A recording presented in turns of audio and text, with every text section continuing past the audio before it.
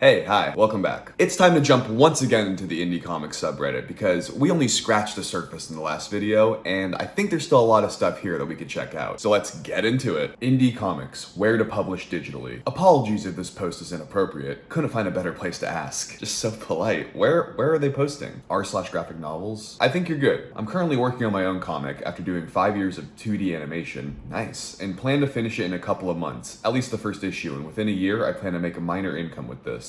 For publishing, however, I'm at a complete loss. It has to be published digitally as I can't afford printing yet, which is fine by me. So in that regard, I probably only have 2 options and I can't decide which one I should go. If there is another option though, please let me know. Webtoons, tap ass,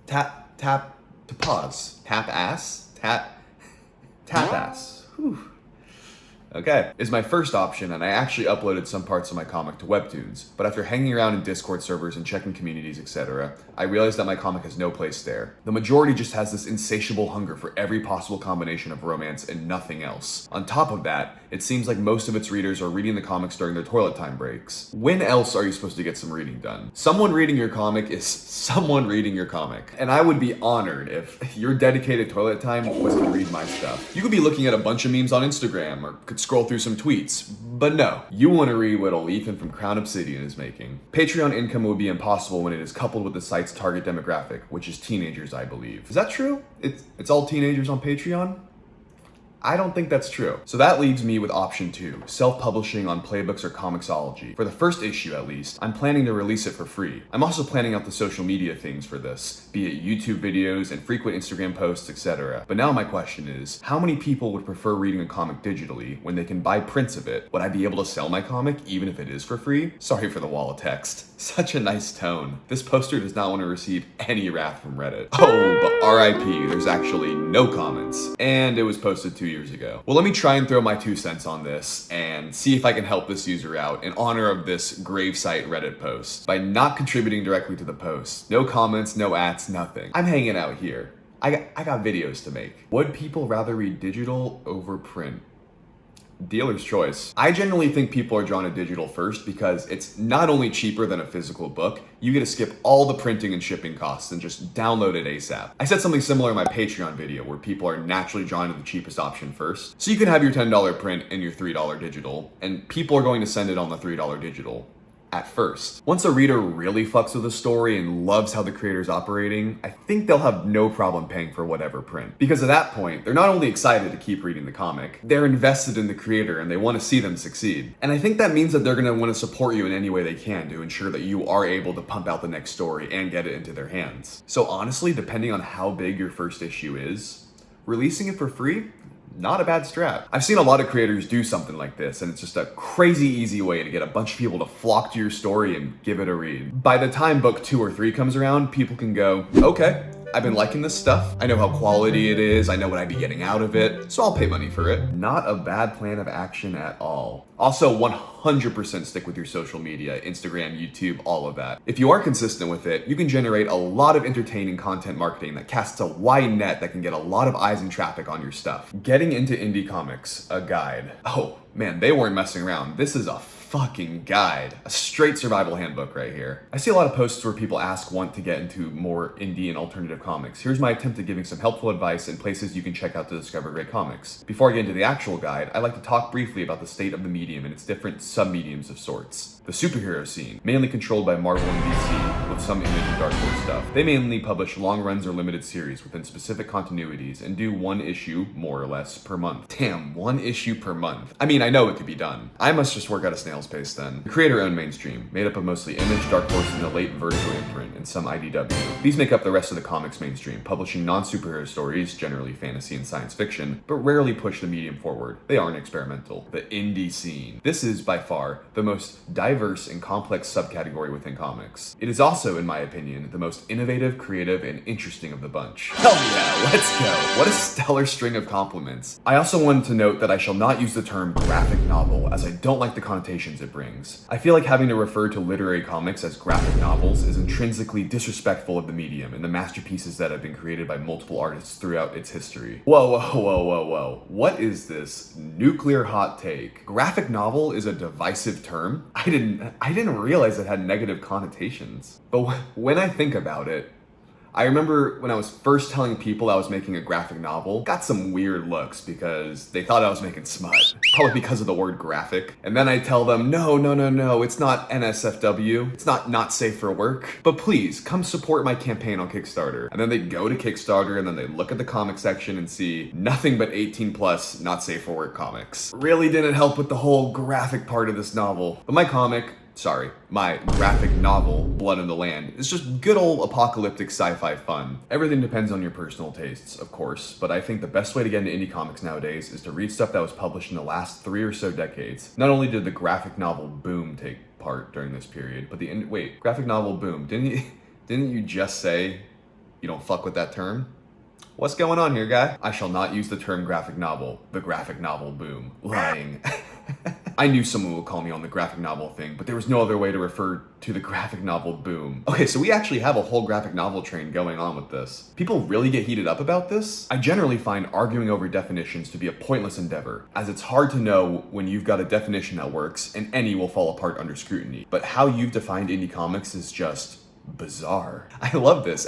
Everyone is so passionate about this stuff. The way you laid that out, fucking bizarre. I mean, if you shove literally anything in the world that isn't Marvel, DC, or Image into one category, then yeah, it's going to be the most diverse. This guy's cracking me up. This was going on 2 years ago. I feel like an archaeologist uncovering like a piece of combative history. Like trying to discover how this Clash of the Titans resolves. Yeah, that's fine, but I still think all my other points stand. Like maybe this is how to get into anything outside of the DM rather than an indie guide, but maybe that's just what it should say. Like I said, arguing over definitions is usually pointless, but some are just wrong. It's hard to know the difference between a knife and a sword, but if you say a dog is a knife, you're probably a lunatic.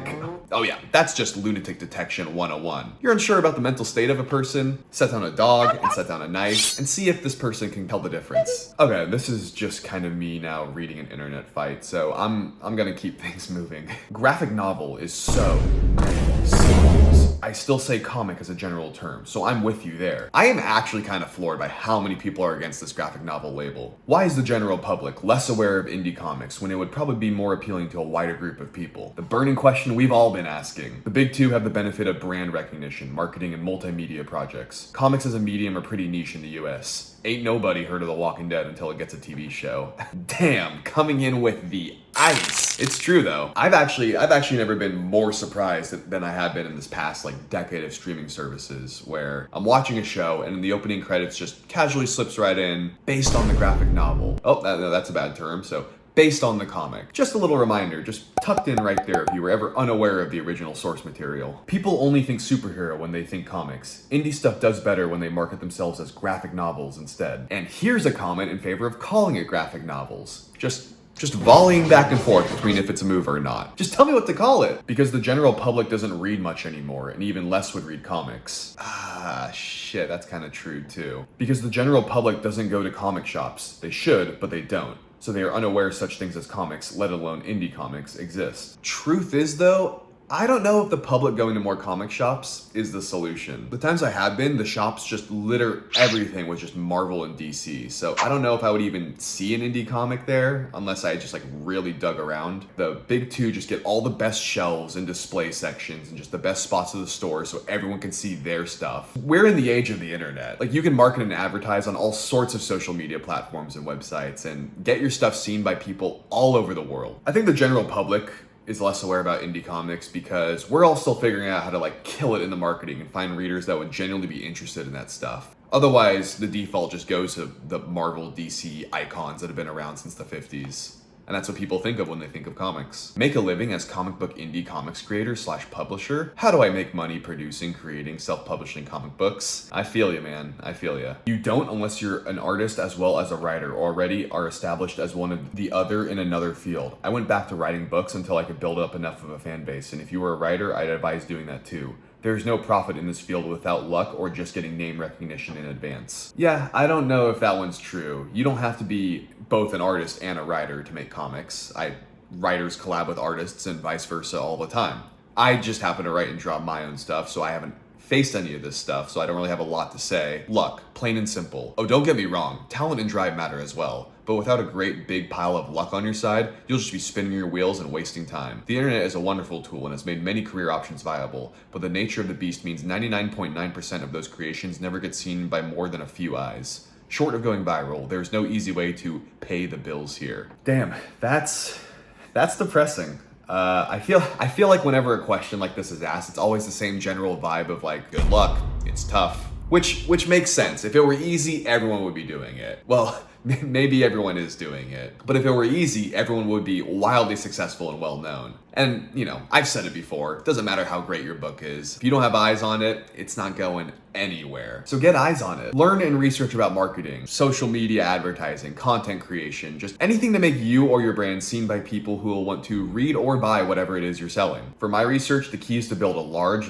loyal fan base. You don't just want the one-off reader. I mean, you do. I'll take them. Come read once. But you want a consistent base of readers. You want a devoted fan base that is hanging on to every cliffhanger and every to be continued you throw their way. And they're excited to stay up to date and keep reading your shit. Which made me realize I have yet to create an opportunity to make you become a returning reader. For this past year, I've only had one graphic novel. Excuse me, wait, what's the right term? Fuck it, it's a graphic novel. I've only had one graphic novel available for you to buy. My 178-page, fully colored apocalyptic sci-fi adventure, Blood in the Land. If this isn't your first time watching my videos, you've probably heard this before. But you guys have been jumping on both the physical softcover and digital ebook. And all I can say to that is, thank you. You all rock. I love you. To those that haven't, you're fucking dead to me. I'm kidding. But yeah, now you can decide if you want to become a returning reader to my series, because the first issue to Blood in the Land Part 2 is available in my Comics Wellspring store. To new readers that haven't read any Blood in the Land, you're in the awesome position to get the first book and this issue, all in the same order and binge read to your heart's content. And I just gotta say it again, I really appreciate your support and interest to read this graphic novel that I'm working so hard to create. Yes, I did say graphic novel, because that's what it's called. Graphic novel, graphic novel, graphic novel. It's like Bloody Mary for hardcore comic book enthusiasts. You say it 3 times and then a graphic novel just manifests behind you like